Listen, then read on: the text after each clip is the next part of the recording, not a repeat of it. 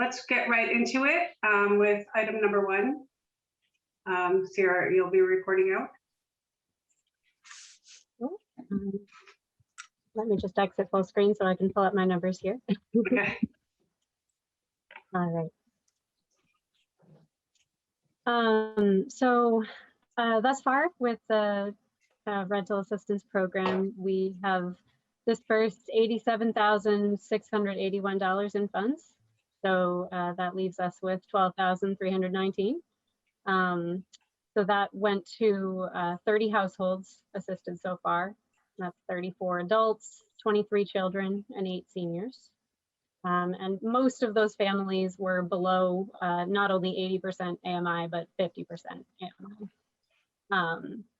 So currently we have 3 applicants still pending additional paperwork. And we also have 4 applicants that are pre-approved that have already received funding, but they haven't reached their max funding. So they are requesting additional assistance for July rent. That'll be processed on June 21st. So the total estimated amount to be dispersed for those 4 applicants is $5,545 for July. So that'll bring the amount that we have left to $6,774. So we are getting to the end. Yes. Yeah. So Sarah, I'm sorry, did you say we after the 4 that are approved but need additional rent, we will have a balance of $5,000? We'll have a balance of $6,774. But we have 3 pending. We do have 3 pending. Yep, we're waiting on paperwork from them. So if they were all approved, would we not have enough funding to cover their needs, or?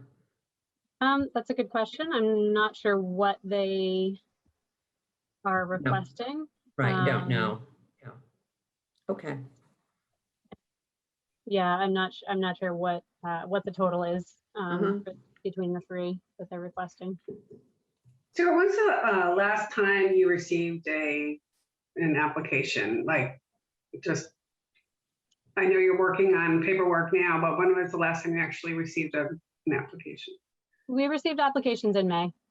There haven't been any for June, Okay. but there have been ones for May. Okay. So at a minimum, it seems we need to decide whether we're putting more money into the fund, because it sounds like it's going to run out. Right? Yeah. Yeah. I don't know how the rest of the trust feels about this. I would like to look at this. I don't know if this creates a lot of work for planning, but if we can do this in a sort of shorter term, instead of like another 100,000, let's look at 25 or 10 or something until we can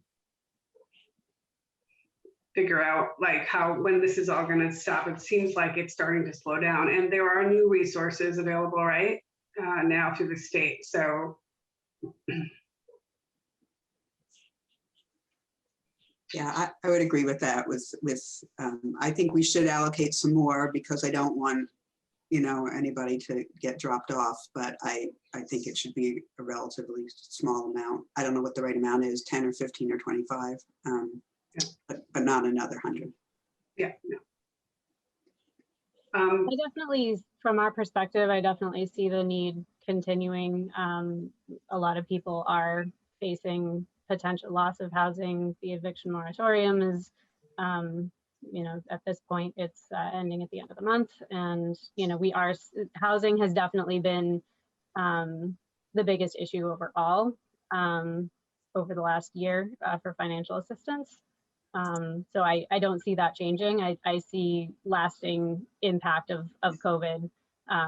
Even though things are opening up and people are getting back, I think as benefits start to end for people, I think that we'll start to see, really more of that housing squeeze.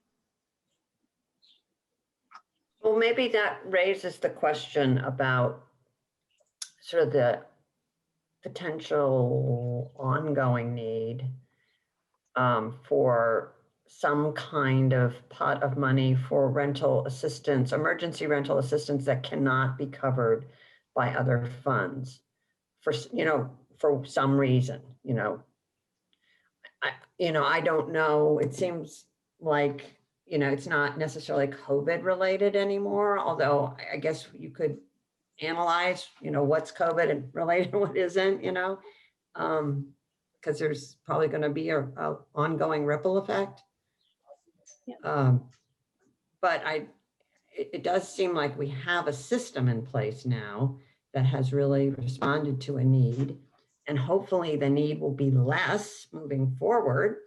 But I think it's worth considering whether it would be appropriate for the trust to earmark some small pot of money for ongoing rental assistance. But of course, we'd have to provide administrative compensation to Pettingill for doing that work.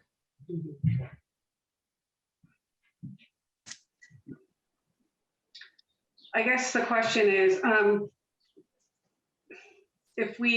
we settle on an advance, an allocation for tonight, just to get us through the next couple of months, and then we can decide what to do next, and maybe we'll have a better idea of what happens after June 30th, Sarah. Maybe, we'll just have a better feel for what the need is going to be. Yeah. So, yeah. Sierra, if you had a, estimate or guesstimate how much more might be needed, do you have any sense of that? I would have to consult with Tiffany and our financial assistance team on that. I don't want to give you, I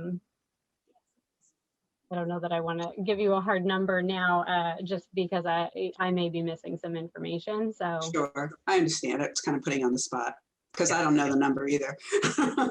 But it'd be nice to. It really is hard to anticipate. I just know that we've seen a lot of people kind of teetering on the edge. And I think, again, as benefits, that assistance, ends for people, I think people are still being impacted by COVID, even if, again, things are opening back up and, the world's, getting back to more normalcy. I think that you're right. It is a ripple effect. And I think that, people who have, lost their jobs or cut their hours, they may not be able to get back up to speed immediately, just due to continuing challenges. Makes sense. So I hesitate to give you a hard and fast number, but I do know that the challenge will continue to be there. What was that? So the breakout, it was $100,000, and then what was the admin fee? Was it a percentage of the 100,000? Was it 10,000? Was it? It was 10,000. Okay, So so 10%. 10%. Okay, so if we decide, say, on $25,000, then $2,500 would go directly to Pettingill House for admin, right? Mm-hmm.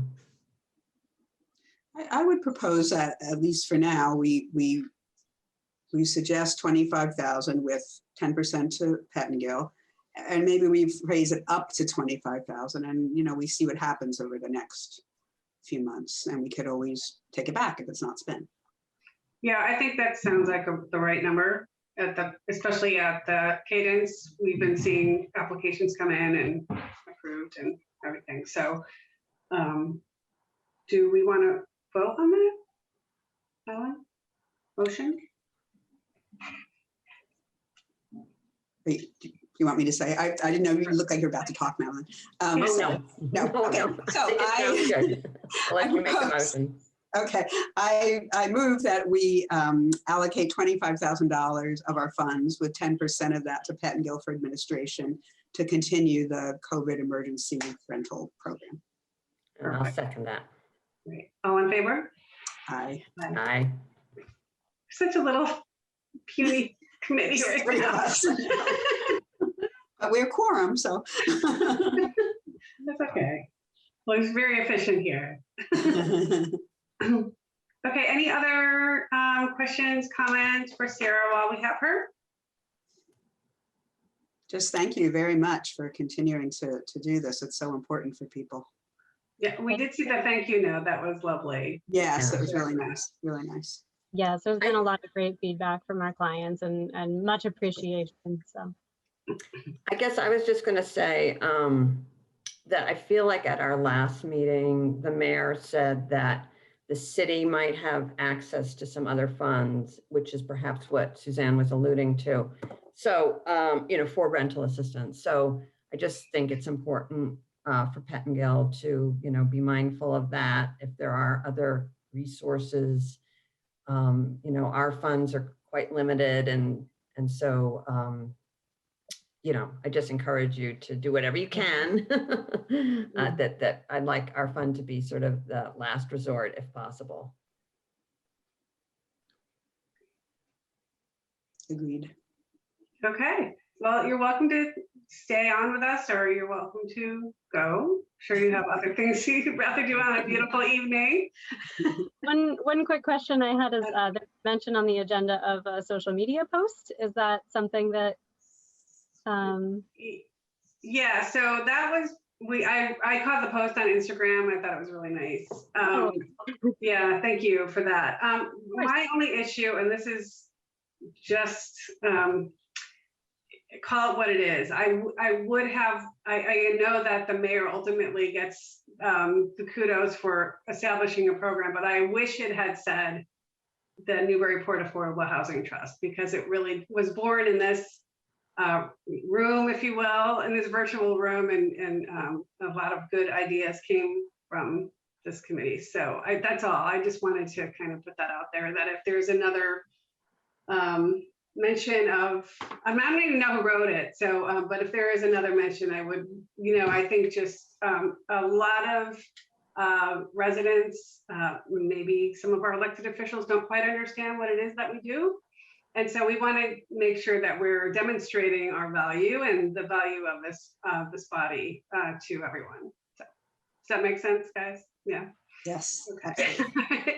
Yeah, that's a great note, and I will definitely make sure that happens in a follow-up post. Great. Thank you. Thank you, Sierra. Thank you very much. Alrighty. Take care. Okay. Update on recruitment efforts. Caitlin, are you reporting out on this item? Here. Hi, Suzanne, and also to let you Hi. know that Mayor Holliday just joined us as well. Oh, great. Hi, Don. So a quick update on recruitment efforts. We reached out to Sue McKendrick, who has been attending some of these meetings when we were all meeting in person and perhaps came to a few of the virtual meetings. She reported back, and I spoke to her on the phone, that she doesn't have the time to really dedicate to meeting with us on a consistent basis. So just right now, it's not going to work for her. And I spoke with the mayor and her assistant, and we're going to go forward and putting a press release out seeking applications for a new member, like we do with all of our other permitting boards. Okay. Thank you. You have a couple of ideas just in terms of who, like what, I'd love to see a realtor on the trust if possible, that has a familiarity with the community and affordable housing. And perhaps even a tenant or a homeowner who has benefited from, is in one of our affordable units. Just to have that voice of the tenant or the homeowner, I think is really powerful. So, I mean, I think it's going to require a little bit of thinking and digging, but I think that either one or both of those, that categorically would be really interesting. While we're on this topic, and since Andy is on the phone, for reasons that are very obvious right now, at this particular meeting, we are interested in increasing the number of trustees to 7, if possible. And I'll let my my co-trustees speak as well. But we're really talking about first and foremost succession planning. All of us have been on the trust for many, many years, too many to count. And we would love to see some fresh new talent. There are so many really, really, really smart people in the city that would be wonderful addition to this to the trust. I think it also creates efficiencies, especially when one of us or more of us cannot be here. Instead of canceling a meeting, we will have enough people for a quorum. And again, bringing in new talent that I think would refresh all of us and bring additional points of view. So if anybody would like to add to that. I just totally agree. We do too, and partly because I think because we have been doing this for, I think it's 10 plus years. And all three of us happen to do this as our full-time jobs as well. It's hard to keep up the momentum, and I feel like some fresh perspectives, some new people might help re-energize some of what we're trying to do. And I like the idea of having some other perspectives, like what you just said, Suzanne. A realtor would be great. I was thinking of Brian. Is that his name, Brian? Who you work with? You know, someone with lived experience would be great. You know, there are a couple names floating around in my head of people who seem very committed to the idea of more affordable housing, but don't necessarily, know it professionally, but are very interested and smart people and all of that. So I would love to see it expanded. Sorry, I was having terrible audio issues, so I apologize. It just took me a while to figure it out. So can I just ask a couple questions since I was late? Sure. So are you, all three of you, wanting to be done? Oh, no, we need a bench. We don't have a bench. Adding one new person to take Judy's place is insufficient in my mind. I think we need to increase by 2. Yeah, I mean by 3. So Judy plus 2, 7. Okay, my question is to Caitlin and or Andy, when the Affordable Housing Trust was set up, was there a level of specificity around numbers of members, or can we add another 3 members? Yes, Mayor Holliday, thank you. This is Andy. If I don't, hope nobody minds, Caitlin, sorry, I'm just switching the screen here. This is the order back from 2009. He's so efficient, he's got the order right in front of him. He knew this was coming. Okay. Yeah, don't give me too much credit. I knew this was coming, but Oh, okay. but Suzanne and I discussed this briefly, at least. So in 2009, the trust was established. Then this is the paragraph right here that deals with the 5 trustees, including the mayor. The one concern I expressed to Suzanne, I have no objection to, I defer to you, mayor, council, and trust members as to what the right composition is. The one thing I would note, though, is that in discussing whether or not, I understood this to be partly an attendance question because of the workload involved. Whatever population you think is appropriate for the trust, I would just keep in mind that by going back to the council, you're not just looking at that one provision, but I imagine that councilors might be interested in the rest of the order, which goes on to summarize again the powers of the trust. And the one thing I would note is just that we do have some councilors these days who are particularly interested in the powers and roles of other boards. So you should be prepared, I think, for some discussion of those roles and what you're doing right now, what you might be thinking about doing in the future as a result of that. So that was my one comment. Yeah, I don't think we're looking to muck around with the powers or any other piece of this. It's simply a numbers game, and it really is. To be quite honest with you, I think I mean, every board and committee should be thinking about succession, right? This is what we have to be thinking about it. And so it's not like we're not trying to get one in or do anything behind anybody's back. We're just simply trying to be efficient here. Yeah. Andy, were you suggesting that there might be some provisions in this that are perhaps controversial in some way? Not to us. But not to the trust at all, and certainly not to me, because that's the appropriate role of the trust. Right, but right. To buy and and sell property, to to take loans and so forth, and just because of that role, it just seems that in recent time, maybe the last couple of years, we've had some councils who are particularly interested in that sort of thing, both the budgetary control side and the boards and committees. So I just noted that just so that you would keep that in mind, that even though the intention is to look at that paragraph A, I would very much expect there to be some questioning about what the trust is doing, and no objection whatsoever to what you're doing. But just that I would anticipate questions about this sort of section and programs accordingly. That's all. They just might want an update, and that's fine, but I can't imagine that they're going to, given the work that the trust has done, I can't imagine that they're going to make, huge changes to this.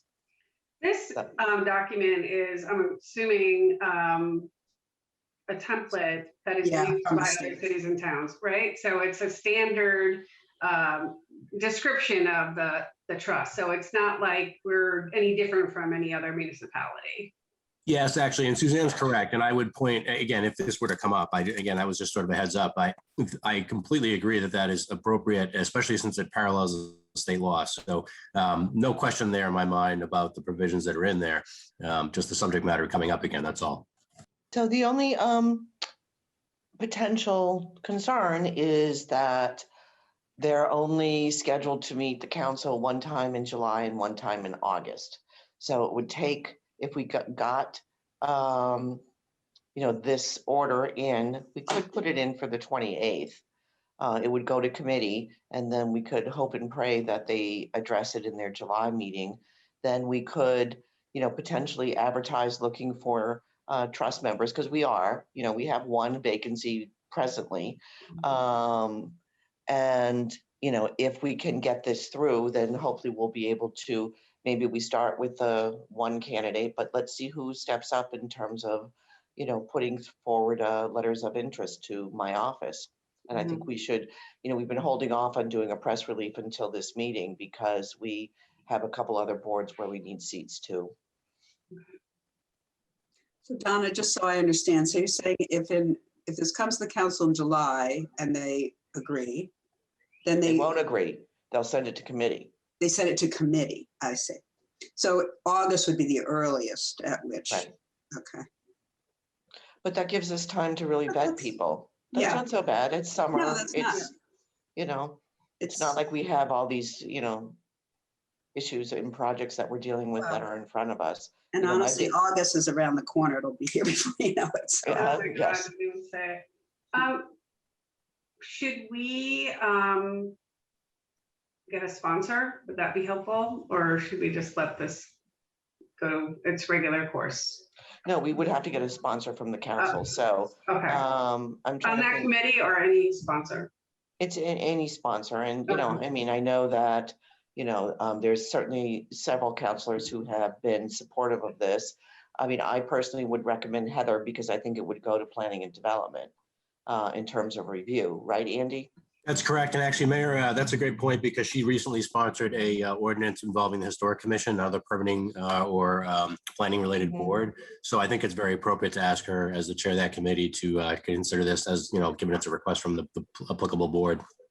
Okay. So, yeah, go ahead. Mary. So I think that, if we, there's really not a lot that we're doing here except sending them this order with a request to just increase. And you could, Andy, if you could put something together for me to submit to the council, and Caitlin, if you could reach out to Heather and ask her if she would sponsor. And then what we need is just, something like this is a template that was designed for affordable housing trusts that is being used X amount, whatever, just a little Throughout more the meat. Commonwealth. Yeah, a little more meat to the, so don't Sure. touch anything else, just give us more people. Sounds good. Okay, so we would have to have that in the packet, ready to go by Tuesday at 4. So what I will put together in that time, I guess Caitlin will be following up on the other end. I'll put together the ordinance amendment so that is ready to go into the packet. And I'll touch, I don't mind, Caitlin, if unless you want to touch base with Heather, just because I touch base with her regularly anyway, but feel free to do that instead if you'd like. Okay, I will. Thank you. Okay. Perfect. Thank you. Thank you very Great, much for thank you. that. Appreciate that. Do we, Suzanne, excuse me, Yes. do we want to send any ideas of names of individuals to Caitlin, just to be sort of considered? Or we could reach out to those individuals and ask them to respond. That's Yeah. a better way to do it, to keep it consistent. Yeah. You know, Okay. if, if there's, because I know Caitlin reached out to one person who said she's just too busy right now. And so if you know people who you think would be good, doesn't hurt to reach out to them and then tell them to send a letter of interest to my office, and then we can go from there. Is that all Make they sure I need? send you the press release. You can forward along. Yeah. Okay. You don't need to see a resume or anything like that. It's just a letter of interest. Well, they would have to, if we decide that there is somebody we want to interview, then they would need a resume. Okay, gotcha. Okay. Great. Progress. Wonderful. Thank you. Next, are we done? Any other comments, questions, concerns? All right, lovely. Item number 3, we just wanted some clarification on what the $400,000 Brown School allocation was for. I honestly saw it in Jared's update, Ward 2 update, and just curious. And I did also note that there's still strong consideration of affordable senior housing, which I was glad to read. So, is anyone? I can provide some updates relative to the Brown, but I'll defer to the mayor if you'd like to speak to the reference to 400,000. We have a 230 or so thousand we're dealing with for the Brown School, but that's a different number than I think was referenced that you're mentioning. Yeah, it was a vote on, was it May 10th?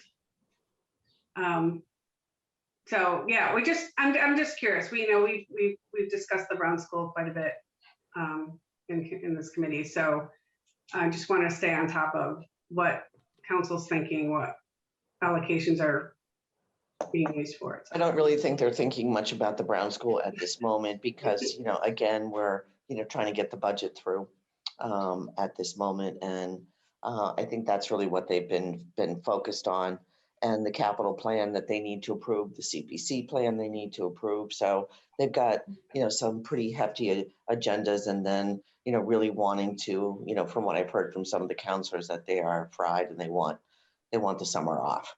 So we do have a time frame in terms of the housing choice grant. So we have to figure out something and regroup shortly on what we're going to do there. And I don't think we really have a plan at this point, unless Andy, you can add more to that.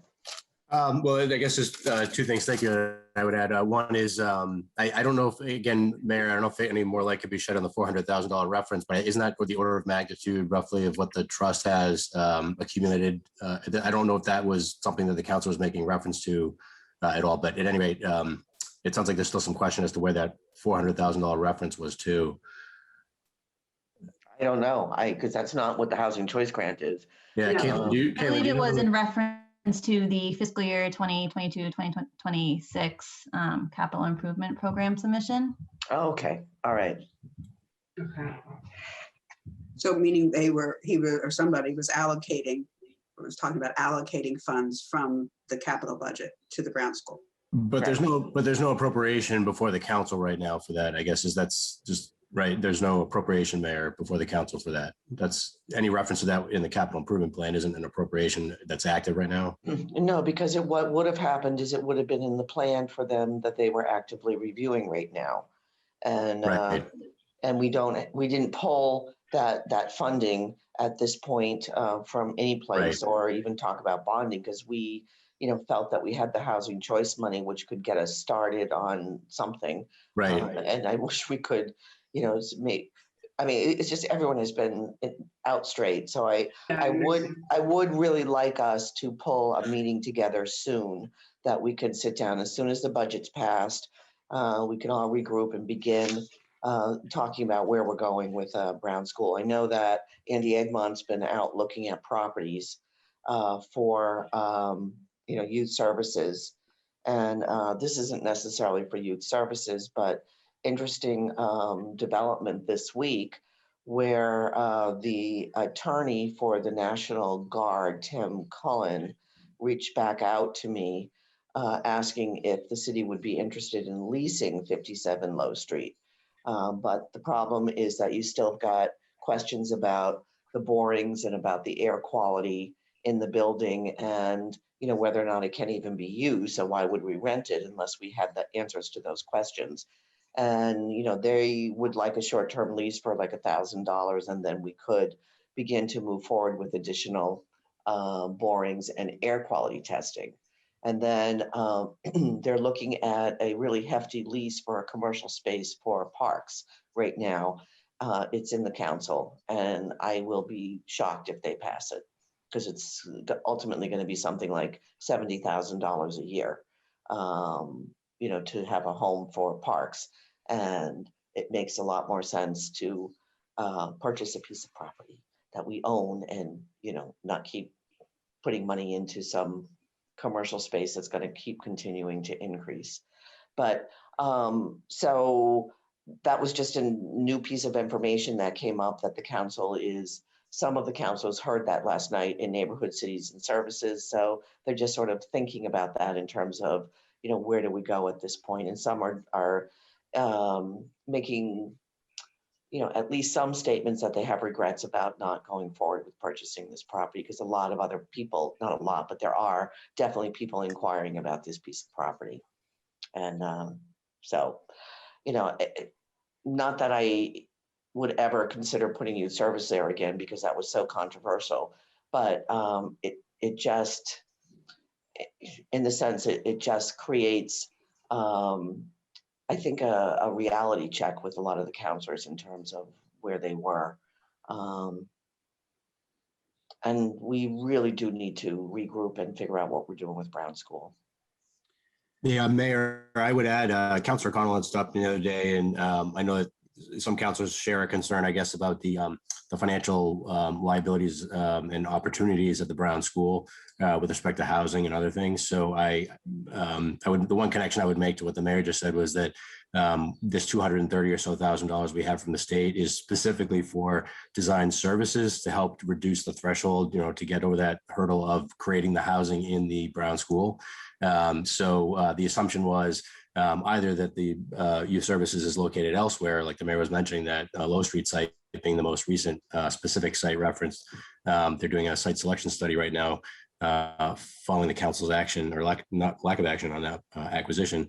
But for the Brown School, we have these monies for design, and we have between basically now and June 30th of next year to expend those funds. And there's a lot of things that have to happen between now and then, soliciting an architectural firm, giving them, you know, the scope of services, having all the design work done, and there's overlap between those types of services, the subcontractors like HVAC and plumbing and so forth, because we have an integrated heating system there, for instance. So everything would have to be separated essentially. So we are in a position now where, in order to take advantage of those funds, so we don't lose them, we need to be able to give some direction in the near term to the architects that will be doing those services for us, so that we can actually get viable plans from them that can then be used for the creation of the units in the building.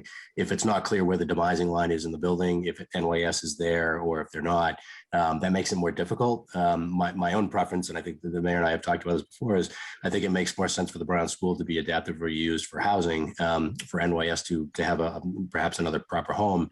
But I think that my concern, I guess, in part, is that the two projects together make each other complicated, I guess, and potentially, and you had mentioned as trust members, you're concerned about the size of a project at the Brown School some years back, to make sure it was a viable threshold for the number of units.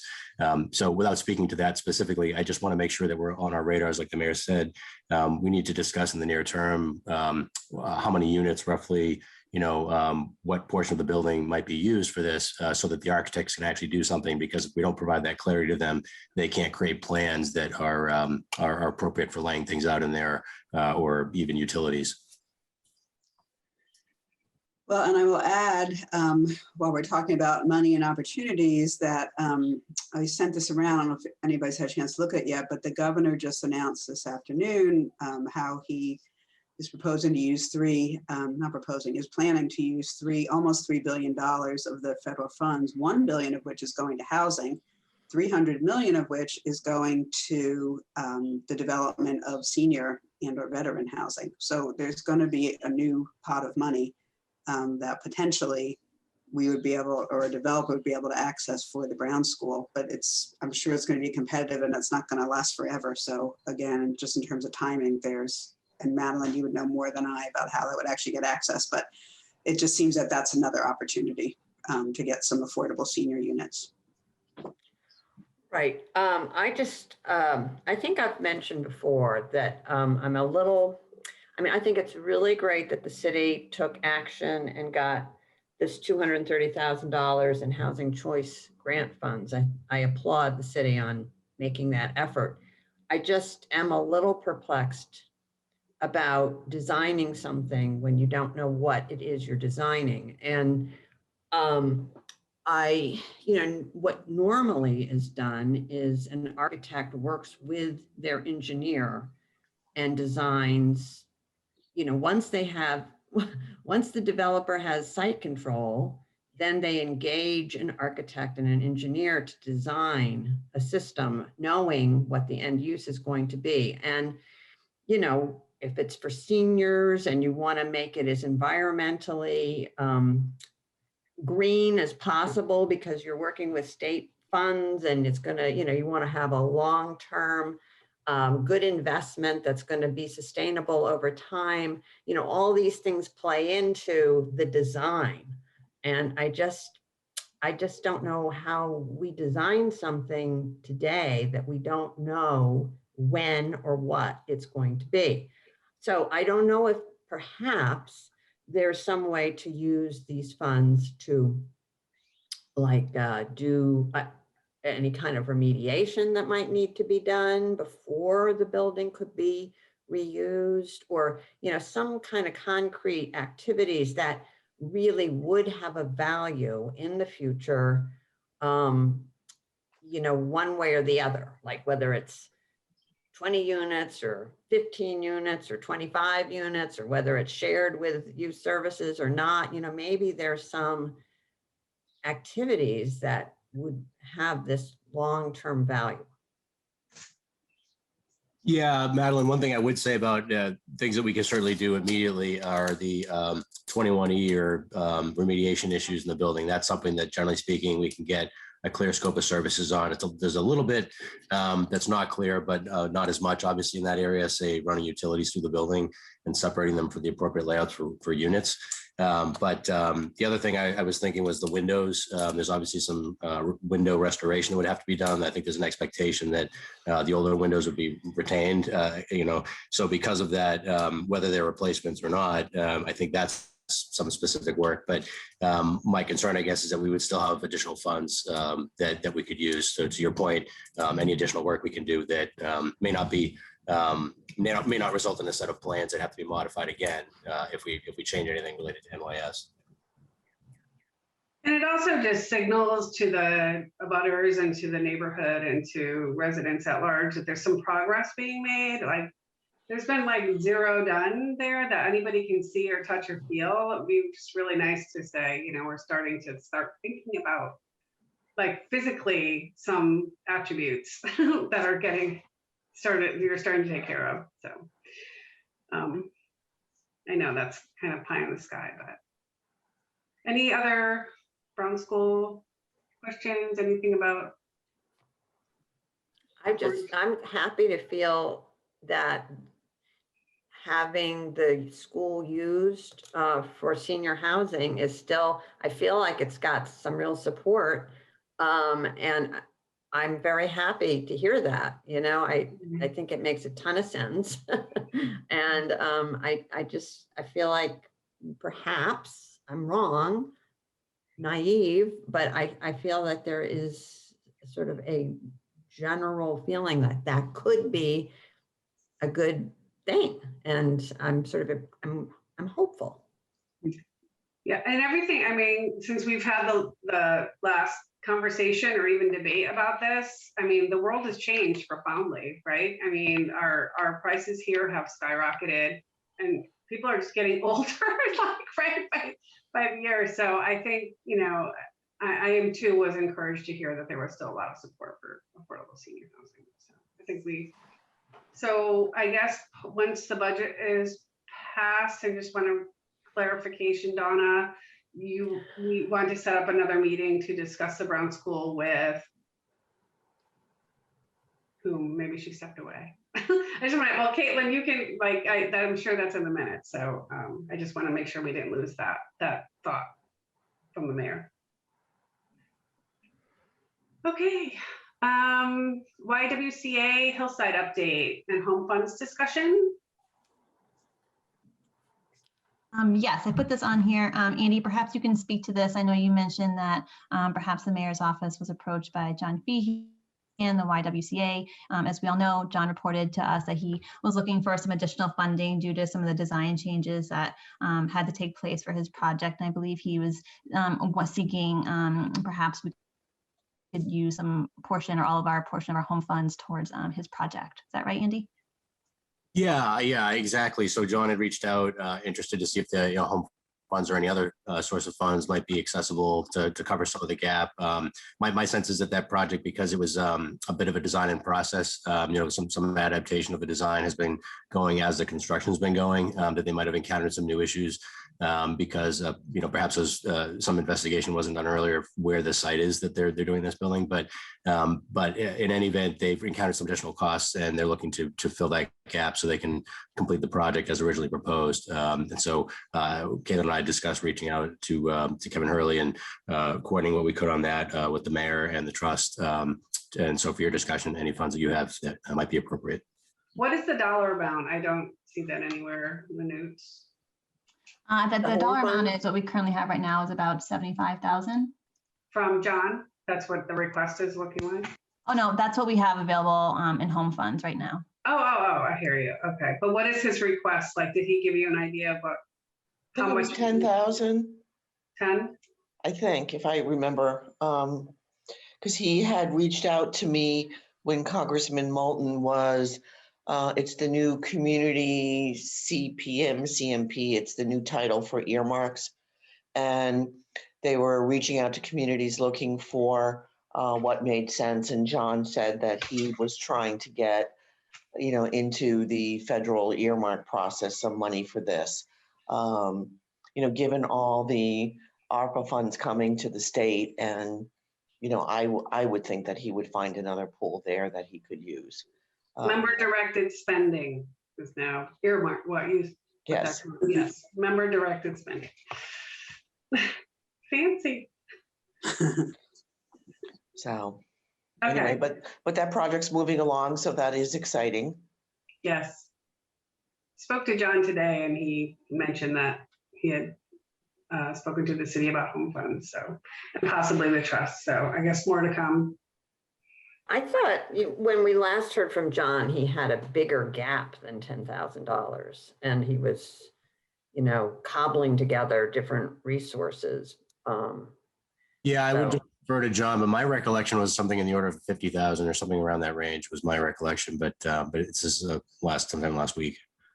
Maybe that's what he was reaching out to us for, was another 10. I don't know, like going to different pockets. But I mean, anyway. I think if we don't allocate it to something like this, it just goes back into the home consortium general pot rather than being out, directly spent in Newburyport. Yeah. And, John has not come to the trust specifically to ask for funding. He's gone to the CPC. He could have come to the trust and he never did. I think he may, depending on the home fund situation. Well, I think it's a great idea to allocate some of the home funds. I guess I'm sort of curious, how much does he need? What do we have available to us? And is there any other potential use for these home funds? Because I feel like in the past we gave them to the project in Salisbury. But other than that, I feel like it's gone back to the general pot. So maybe, Caitlin, can you reach out to him and find out where he is and what he needs? Yep, absolutely. I reached out to him. I know we have about 75,000 available for Newburyport in home funds. Last I remember, I feel like the gap was bigger, maybe about 300,000. I feel like it was That's that what I big. remember. Yeah. I thought he had gotten it down and that he was just looking for, I don't know. Since Yeah, he he might last have been saw us looking for 2 a months ago. portion. Sorry. He might have been looking for a portion only from us, but yeah. So anyway, I'll circle back with him and let him know, the amount of funds that we have available in home funds and see how much he does need. Great. I Anything mean, else I on- don't know how time sensitive this is for him. Like, can it wait for a vote at our next meeting? It's,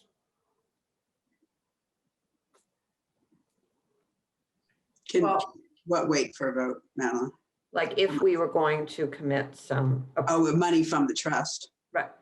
Well, no, I mean, what is he looking for? We can't allocate the $100. No, he hasn't asked us. no, Right. we don't know. So we're just having a general conversation about whether it's a good idea or not. I'm sorry. I think it's just an update on Hillside. Okay. I believe so. And also we had talked about in prior meetings, potentially using those funds for the rental assistance. But now this additional kind of ask has come kind of before you for discussion. Hmm. Yeah, because I thought, didn't we decide not to use the funds because of sort of the bureaucracy involved, the strings attached? Yes, Yes, yes, yes, yes. I think this would be a much better suited use for home dollars. I agree. So, okay, Okay. thanks.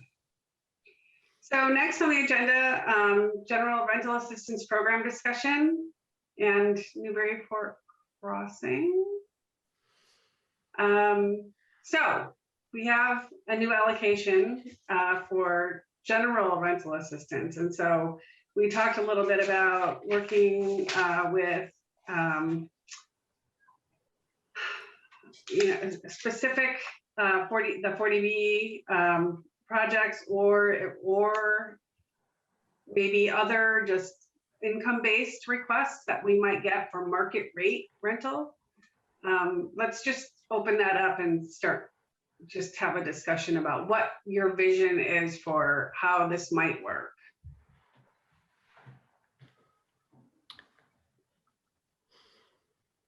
Well, I don't have a clear vision of how it might work. I have concerns about it and I hate to be that, that's why we need more people, because I'm becoming a wet blanket.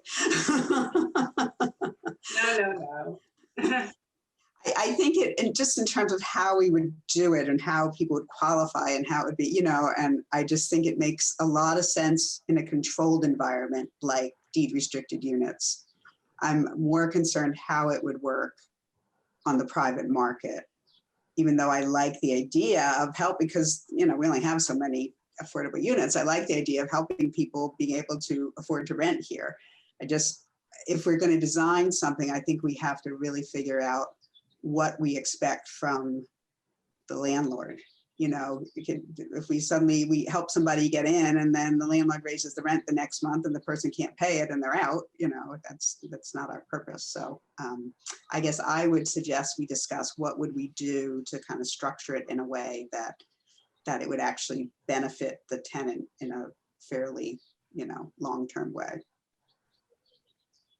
The way I'm seeing this is akin to down payment assistance for home ownership. Same, almost the same criteria, where we would, provide help with the first, last, or security deposit, whatever that piece is. Yeah, and I'm wondering if that, just taking that program and replicating that and turning it into a rental program is that wacky and wrong? Or, just trying to mimic something we already have, that we already know how to operate, and just turn it into a rental tenant-based program. It's just that the difference is, I agree with that. That makes sense. The difference, however, is that when we help with down payment assistance, someone buys a house. Now, I suppose you could say theoretically they don't pay their mortgage and they get, eventually foreclosed on. But generally speaking, that's much less likely to happen. And that kind of depends on the person. They have their mortgage. It's clear how much they paid for the house. This is what it costs per month. Well, also, the down payment assistance is only for income restricted units. It's not open marketplace. So if something was affordable, let's say on Low Street, one of the condos, and they were income eligible and the purchase price was within the guidelines, then unless it's deed restricted, we're not giving down payment assistance to anybody? Okay, I'm sorry, I was unaware of that. I thought it was open to anyone. Okay, all right. That makes, It's an interesting concept. yeah, I'm just trying to be open-minded here. And again, I don't want to, like you said, first of all, I'm not even sure we have any affordable rentals for anyone who's 80% AMI and below. Well, I think that's part of the problem. You know, that's part of what Karen's saying, you know, is, you know, you don't want to have somebody move into an apartment and then they can't afford to stay there. I think this idea came up when we knew that Newburyport Crossing was going to, you know, have units available. And we started thinking, gee, if those tenants have to put down first, last, and security, that's a financial barrier potentially. Is there something we could do about that? And, you know, we will have another property developed over there, but it won't be going online for another 1.5 years or something. So we will have turnover at the existing Newburyport Crossing, but it doesn't, I mean, my sense is that this has not been a huge barrier for people moving in there. I don't really know. But, you know, we could have a program that provides the security deposit for households moving into deed restricted affordable units, rental units.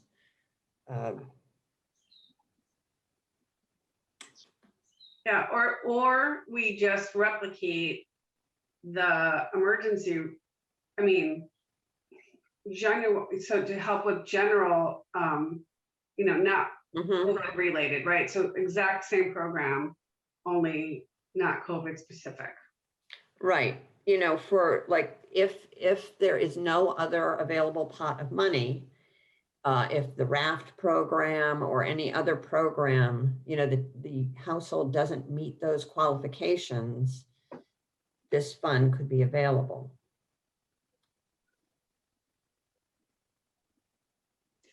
I think I'm more comfortable with that in terms of fairness and equity, how it be administered, you know. I like the idea, Suzanne, conceptually of helping people with a barrier of getting into rental housing. I think it's harder to implement in a. No, I understand. Yeah.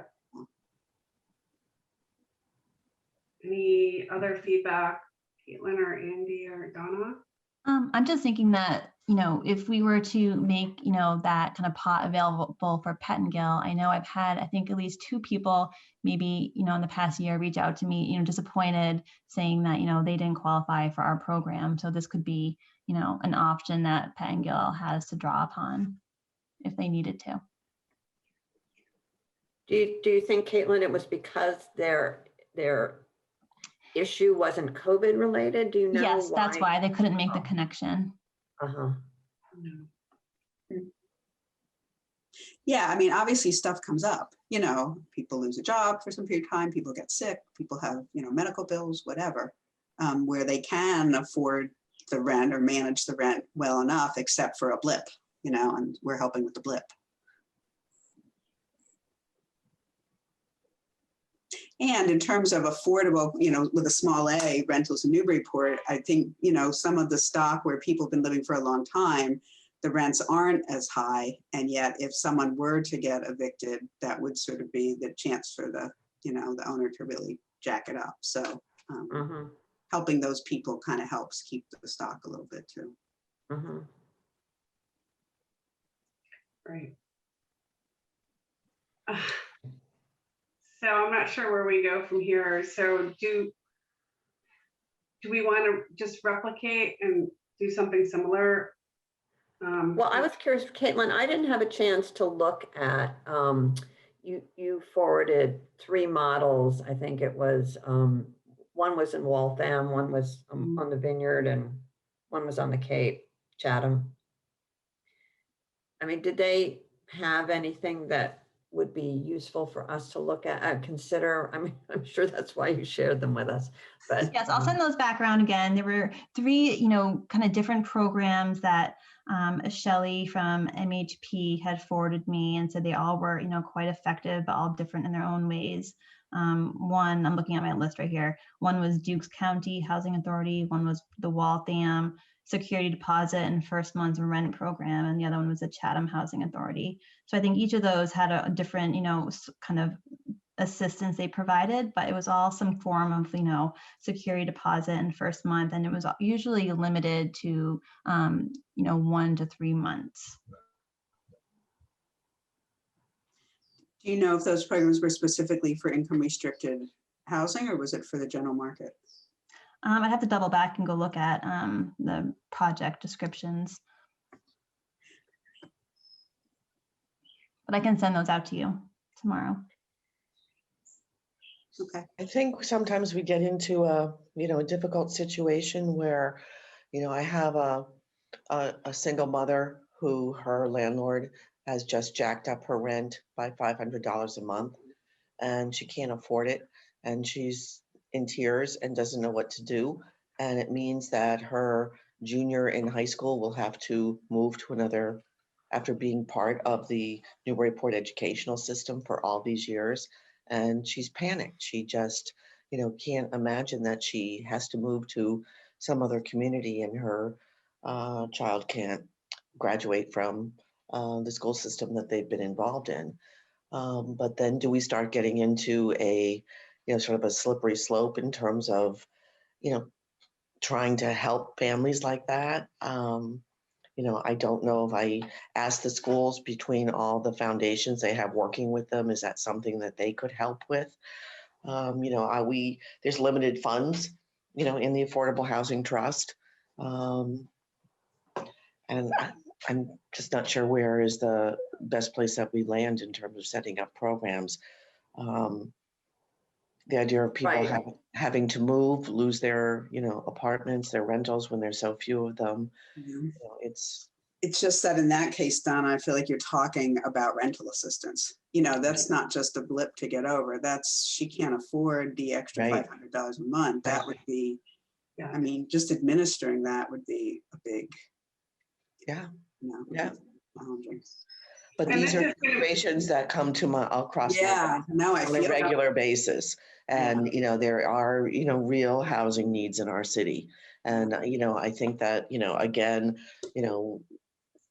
it breaks your heart, it pulls at your, Yeah. but there has to be, sort of a criteria about what, we do and how we do it in terms of the funds we have, because it's not that many. And we It has to also, be time or dollar limited or both, right? Right. And I just wish we could get up above our 10% threshold. And it's frustrating. Andy, is it all right if I talk about our meeting? I was muted. Are you referring to the meeting with NED? Oh, of course I am. Oh, yes, please do. I'm happy to add in, but please do. So I couldn't wait to get out of there. But Andy and I did meet with Stephen Karp and his 2 members of his team, and Mike Duffy and his attorney, John Tuig, and 2 people from Avalon Bay who he has partnered with. So that rumor is true. He hasn't sold, but he's partnered with, and he's essentially, saying we're doing a 40B on the waterfront, and forget your hotel. It's not going to happen. And we could go back and fight Jacqueline Bennett and Oldies and go back to that original, spot for the hotel. But they're talking about, was it 260 rental units? a 5, 230, sorry. well, okay, 30, 60, you know, it's Still in a too- large order of magnitude. Yes, a large order of magnitude, again, too dense, too high. The building that would be, they're proposing on Merrimack Street is 5 stories. They showed a shot from across the river. You can barely see the steeple. They absolutely ruined our skyline. And the person from Avalon Bay was filing whatever the certificate they need to file with, you know, Housing and Community Development on going forward with a 40B. And I just, it's not a good project for the city. It's not. So I don't know where that's going to go, but I just wanted to let you know that that's on the table in terms of them jamming a 40B down our throats. So, but I understand it's not, you know, it's not a done deal in terms of just because they want to do a 40B doesn't mean it's going to happen, but it's, you know, that's where we are at this point with Waterfront West. I thought I'd let you know that. And they're saying that 25% would be affordable. Those 40 units at the Brown Skull aren't sounding so bad now, are they? Nope. You have a down payment assistance for that project. Yeah. Well, I think Minko is going forward to break ground on his second building. I think that will have 84 units, I think, Andy. And then he's coming in next week to talk about what he's thinking about for the property he owns where Haley's is in terms of more housing. So, you know, we're very fortunate, I think, to have Lou working with us in terms of, you know, moving forward with these units. There's just, you know, and I thank Suzanne and Madeline for being at the ribbon cutting last week. The units are beautiful. I mean, we're talking quality work. And I just wanted to share a quick story with you about that site. Woman who's lived in the city for over 30 years, has an adult son who is getting more medically frail, cognitive disabilities. He's in a wheelchair, and she couldn't do it anymore where she was living on Merrimack Street and needed a deeper accessibility, and looked, couldn't find anything, and ultimately ended up in Merrimack, and they're both miserable. So she was Thursday before the ribbon cutting and noticed some activity over at this building on 1 Boston Way, and wandered over and was given a tour. It turns out that she met the criteria for affordable housing and did the paperwork and came in to meet with me. And I called Lou, and he, you know, reached out to, you know, the company that does the, you know, affordable housing processing. And by 8:30 that night, she's got a unit. Wow, And she's moving July 15th. That's that's a wonderful. great story. That's a Yeah. great story. Yeah. Wonderful. Would So- she be willing to, you know, have that in the local paper? So moving. Maybe. You know, I certainly can, you know, she's got a lot to deal with in terms of moving, but maybe after that happens, she could tell her story, you know, so, but, you know. It's I great was- that you were able to intervene like that. Well, I try, and sometimes it seems more often than not, I'm not successful, but this one, for some reason, there was the unit available, and Lou was really helpful, and the idea that her son, adult son, was in a wheelchair really helped push this over the finish line, so That's great. I thought That's you'd the like kind to of- hear that story. And that's the kind of story that's so helpful when people come out in opposition to some affordable housing, you know, just to make it real. Yeah, I mean, she's a Yeah, and the nurse. need for accessible housing, you know, it's just Yes. an ever increasing need. Right. Yeah. Right. Yeah. Okay, well, when will you know if this is, I mean, how quickly is this moving, the waterfront? I have no, you know, timeline at all, and I can't get back the months of my life that I have been in meetings on different sites, where the garage is was the hotel. Andy, what was that? I don't know, we spend 80, 90, 120 hours meeting with their team on design, redesign. Then that moved. Then we looked at designs for over on Liberty Street. Then we looked at designs on here, there. It's just, I don't know, what they're doing at this point, and I don't know how fast this is going to go forward. But it just can't be that big, and certainly we need the rental units, but we know that these aren't going to be affordable, to the average person with 25% of, 230 units, we're talking a very small percentage of these units that will be affordable. So, but Lou is coming in to meet with me next week to talk about his plans. And I also will push him a little bit on what he's doing with the property he bought on Waterfront West, that area, that old Richardson's garage, and find out what he's planning to do there. I mean, his whole focus is on affordability. So, he really does understand the need for housing. So we're fortunate to have him working with us. Thank you for I was that. wondering if he was planning on having any play space for children over at Newburyport Crossing, especially with the new building going to be constructed there as well. You're getting a lot of families with kids, and there is space, of course, on the rail trail, but just like a play area right there. Yeah, Madeline, 3 Boston Way has some more landscaping in it. It's not a play space per se for kids, but there definitely is a little bit more landscaping in the front space on that one.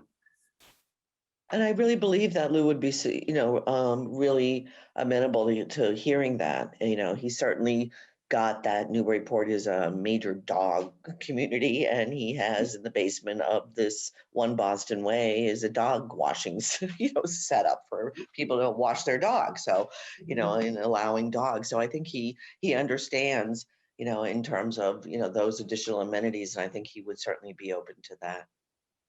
That would be great. A green roof. Mm.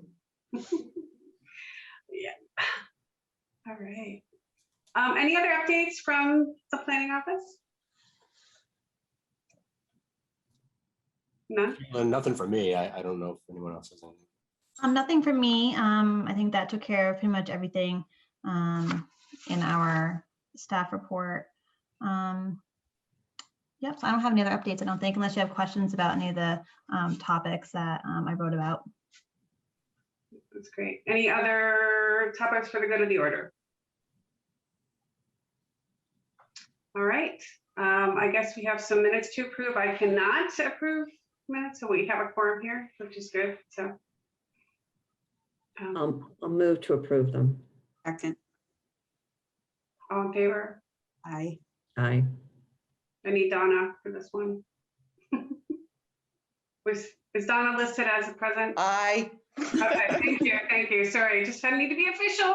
I know, sorry, I didn't realize I was muted. All righty, and next meeting date. I think Caitlin suggested July 15th. I'm actually out of town that week. Me too. I'm going on vacation.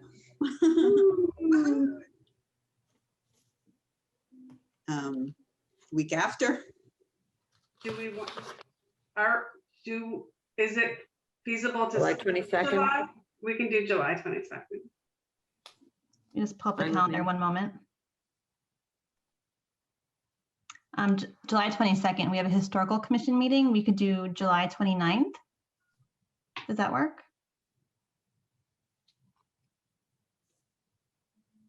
For me, Probably be meeting in person. yay. You can be at the Senior Community Center. It's where we've been scheduling meetings because it's way too hot at City Hall. I love that Upstairs. space too. That's a Yeah. great place for meeting. So Caitlin, maybe you could reserve that, and then let's figure out what happens with this order with the council, because we probably will have to regroup at some point, depending on when their meeting in June is, and trying to, maybe they can, who knows, if it goes in on the 28th, maybe there's a chance we could meet in subcommittee before their meeting in July and get it approved to increase our numbers. And in the meantime, we can begin our recruitment. So let's see if we can make that up timing all work. Great. Okay. Do we want to meet at 6 or 6:30 on the 29th? If we're going to meet at the senior center, 6:30 would be better for me as opposed to Zoom. Okay. Does that work for others? And before we go to adjournment, I just want to thank Suzanne for running such an efficient meeting. Yay. Chair today. Thank you very much.